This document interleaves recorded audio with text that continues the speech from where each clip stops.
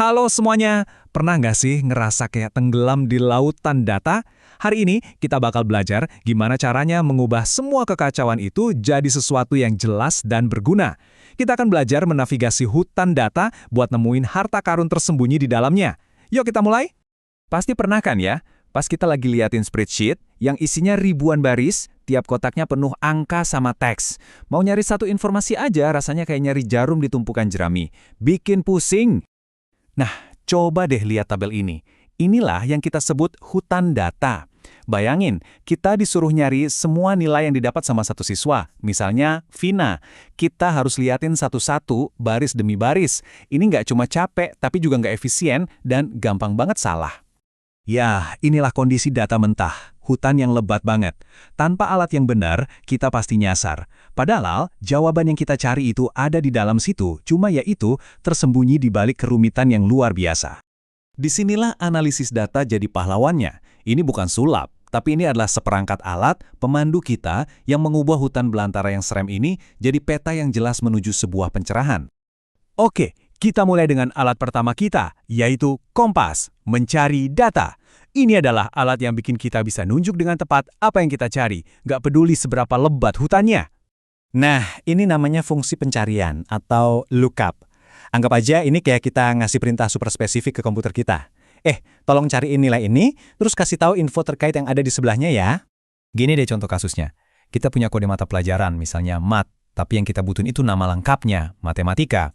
Kalau datanya ada ratusan, nyari satu-satu secara manual, wah, itu sih resep jitu buat bikin kesalahan. Kita butuh cara otomatis. Begini cara VLOOKUP atau pencarian vertikal berpikir. Dia bakal nyari ke bawah di kolom pertama, anggap aja itu daftar isinya, buat nemuin kode yang kita mau. Begitu ketemu, wesh, dia langsung loncat ke kanan ke kolom yang kita tentuin buat ngambil jawaban yang kita butuhin. Simple tapi logis banget kan?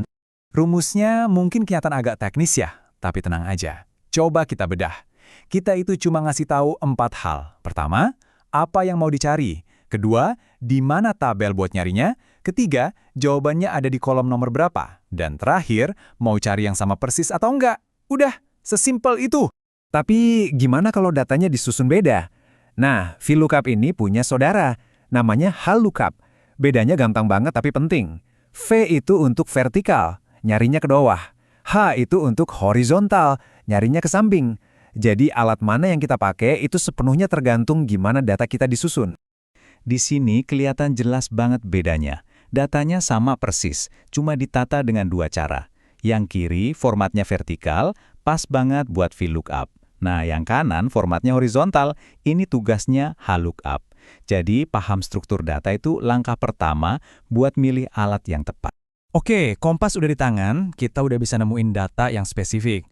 Tapi gimana caranya kita lihat gambaran besarnya? Nah, untuk itu kita butuh peta. Disinilah visualisasi data berperan. Ini nih poin kuncinya.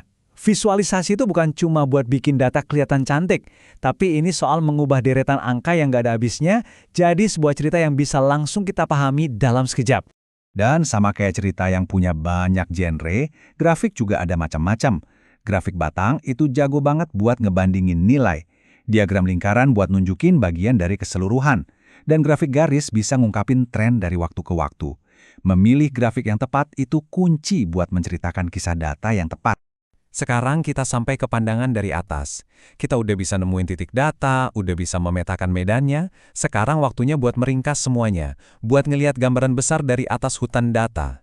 Kenalan yuk sama salah satu alat paling sakti dalam analisis data, pivot table. Ini adalah cara buat ngambil kumpulan data yang super besar, dan cuma dalam hitungan detik, bisa kita putar-putar, kita iris-iris, dan kita ringkas buat jawab pertanyaan penting, semuanya tanpa perlu nulis satu rumus pun. Ingat kan tabel nilai siswa kita tadi? Nah, sekarang bayangin tabel itu isinya bukan cuma beberapa siswa, tapi semua siswa di seluruh negeri. Jutaan baris. Mustahil kan dianalisis manual? Disinilah peringkasan jadi krusial banget. Mengubah jutaan titik data jadi satu wawasan yang jelas. Jadi, kita udah punya kompas, peta, dan pandangan dari atas. Ini semua alat-alat yang hebat. Tapi, gimana semua ini bisa bersatu buat bikin dampak di dunia nyata? Contoh nilai sekolah tadi itu bagus buat belajar, tapi skill ini punya dampak yang jauh lebih besar. Nah, ini poin krusialnya. Kemampuan buat mencari data pasokan dengan cepat, memvisualisasikannya di peta, area mana yang paling terdampak, dan meringkas kebutuhan para korban, ini adalah skill yang memungkinkan pengambilan keputusan yang cepat dan efektif di situasi kritis, contohnya seperti saat penanganan bencana. Inilah intinya. Jagoan data itu bukan cuma soal angka. Ini tentang memahami dunia dengan lebih baik, dan yang lebih penting, membuat pilihan-pilihan yang lebih cerdas yang bisa berdampak nyata pada kehidupan orang banyak. Pada akhirnya, analisis data itu adalah tentang penemuan. Ini tentang jadi seorang detektif, mencari petunjuk, dan merangkai sebuah cerita. Pertanyaannya sekarang adalah, dengan semua alat ini, cerita apa yang akan kamu ungkap?